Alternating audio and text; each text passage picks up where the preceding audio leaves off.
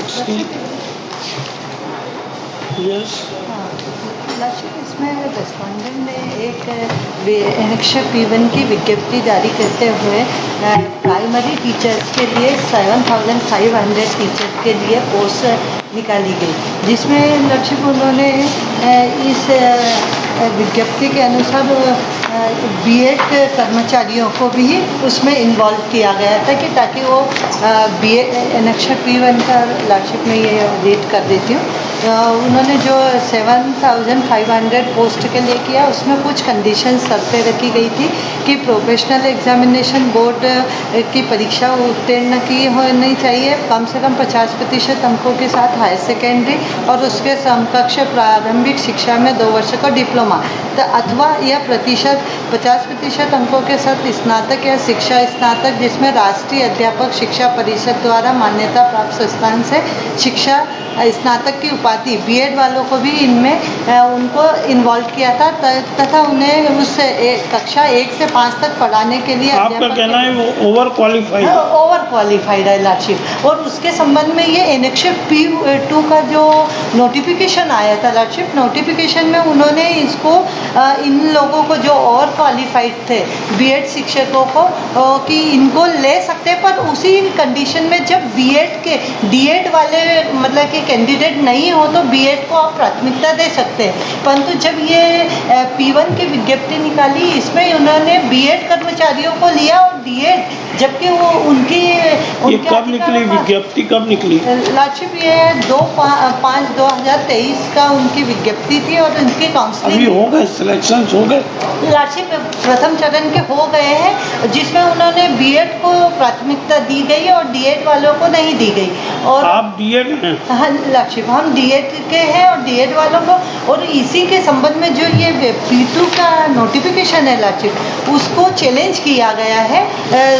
Rajasthan high court ने उसको इनके दिशा निर्देशों को जिसमें बीएड वालों को लिया है कि उन पर विचार किया गया, उनके दिशा निर्देशों को सुप्रीम कोर्ट में इन्होंने उनके दिशा निर्देशों को ये P2 के इनको अमान्य कर दिया गया, जिसको चैलेंज किया गया सुप्रीम कोर्ट में। सुप्रीम कोर्ट अभी कब क्या एग्जाम वगैरह की डेट निकल गई क्या?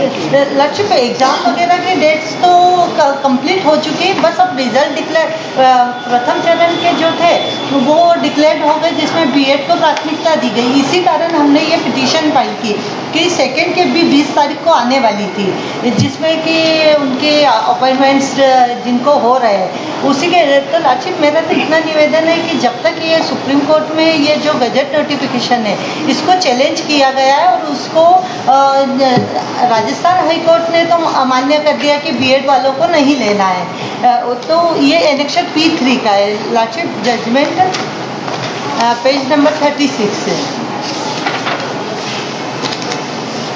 जिसका सुप्रीम कोर्ट में अभी फाइनल पे भी सुन लिया गया है, हट करके रखा गया है। तो हमारा ये कि जो अभी सेकेंड काउंसलिंग जो ये पद के लिए निकल रही है काउंसलिंग का, Who is conducting examination? लार्जशिप रेस्पोंडेंट नंबर 2 DPI। ये आपने प्रोफेशनल एग्जामिनेशन बोर्ड को क्यों पार्टी बनाया? लार्जशिप इनकी क्या है कि ये उसमें मतलब कि उनकी एग्ज़ाम को फेस करना ज़रूरी था।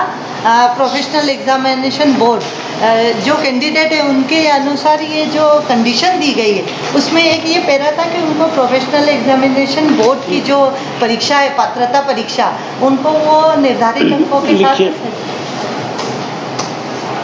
MS Rukmini ji Rukmini Dhangar for the petitioners, Shri Bhuvan Deshmukh GF for the respondents 1 to 3 on advance notice.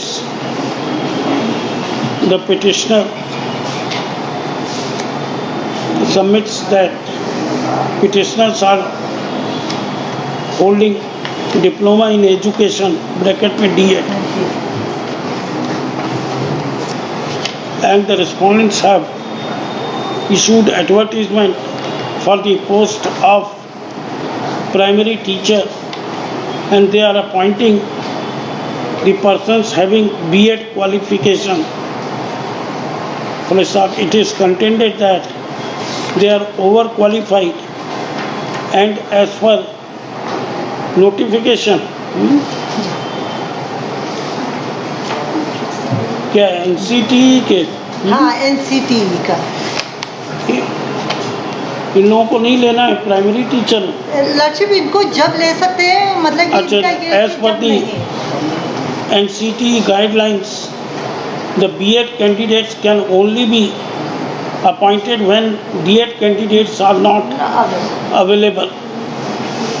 Issue notice to the respondents on payment of PF by registered post within 7 days, returnable within 4 weeks. As an interim measure, it is directed that the appointment of B.Ed candidates in pursuant to the advertisement dated 2/5/2023 shall be subject to final outcome of the petition. ठीक है ना? Lordship, in item number 60.